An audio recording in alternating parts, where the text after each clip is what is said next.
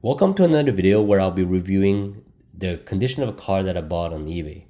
Now this card was actually particular because I took a chance. It was actually listed as mint in the descriptions.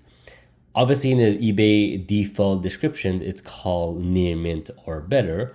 But in the description of the title of the listing, it was listed as mint. Now from an image perspective, and you'll see it here, the quality wasn't that great.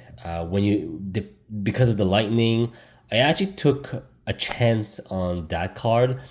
When I did a close inspections, I wasn't able to see really obviously some whitening. So combined with the pictures image with the descriptions of the title that actually say mint, which is, I'll just say, not say aggressive, but it's you really have to be sure that it's a mint. Obviously, when I buy a card, I don't always expect that it's going to be a PSA 10. But if you say mint, I'll guess that it will be a PSA 9 really safely, but really not a PSA 8 level. So this is the Charizard from Obsidian Flame. From a centering perspective, I think I'm pretty satisfied. The centering is pretty good. I'll keep it in sleeve for now, but I'm going to take it off. When you take a look at the back, usually what you want to make sure is that when you take a look at the card, you don't see any kind of issue. But right at the beginning, I think I see some whitening on the edge here, probably some whitening on the corners.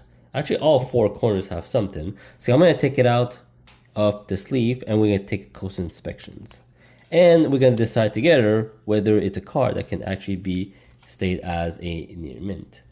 So right away, usually when you have a near mint card, what you want to see is that you don't see any whitening unless you do a really close inspections.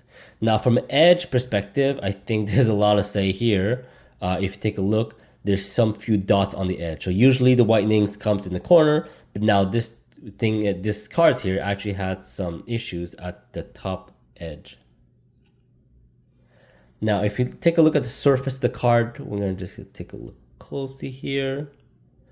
The surface of the card actually have some minor scratches. So you see this in the middle, they have some discoloration.